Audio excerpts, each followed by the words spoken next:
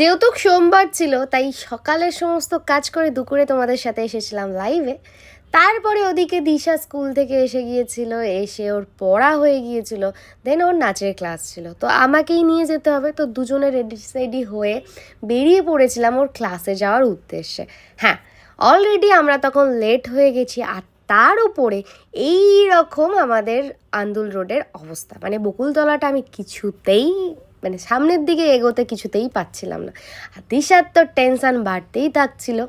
আমরা যতই তাড়াতাড়ি বেরোই না কেন বা যাই হোক না কেন, যেদিনকে দেখবে তুমি বেশি লেট সেদিনকেই তুমি মহা ঝামেলায় পড়বে। এদিকে দিশাকেও কিছু বলার নেই, কারণ ও সেই সকালে স্কুলে গিয়েছিল, তারপরে ম্যাম পড়াতে এসেছিল, পড়েছে, তারপরেই আমরা রেডি হয়ে বেরিয়েছি। কিন্তু কিচ্ছু করার নেই। তো তাই বললাম যে আজকের ক্লাসটা আর হচ্ছে না, কারণ আবার এই শর্টকাটটা ধরতে গিয়ে আবার দেখি ট্রেন এসে বসে আছে। তাই আজকে আর কোনো রকমের ক্লাস নয়। ক্লাসে যাবো না, ঘুরতে হবে, ঠিক আছে? তো বলেই দিয়েছে কোথায় যাচ্ছে। হ্যাঁ, অনেক দিন পর যাচ্ছি হচ্ছে মন্দিরে, কারণ ওর অ্যাক্টিং ক্লাসটা অফ আছে। আর এখন যা প্রত্যেক রবিবার সেকেন্ড ব্রিজে কাজ হচ্ছে, তার কারণে আর মন্দিরে যাওয়াই হচ্ছে না। তো চলো আজ যাচ্ছি হচ্ছে দুজনে মন্দিরে, কারণ ক্লাস তো লেট হয়ে গেছে। তো বাড়ি তো এমনি এমনি ফেরা যায় না।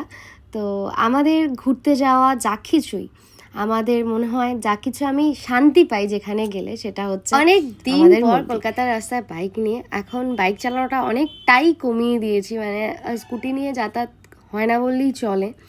তো নিজের শরীরও ঠিক নেই, আর গাড়ি চালালে প্রচণ্ড কোমরে পেন হয়।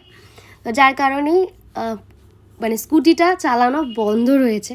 আর কলকাতার রাস্তা জ্যাম তো তোমাকে থাকতেই হবে। আর এখান দিয়ে যাওয়ার সময় মানে যখন ওকে নিয়ে ক্লাসে আসি, তখন এই কাকুর থেকেই ফুল নিয়ে বই নেব, পরে ফুল নিয়ে আগে। ও কাকু,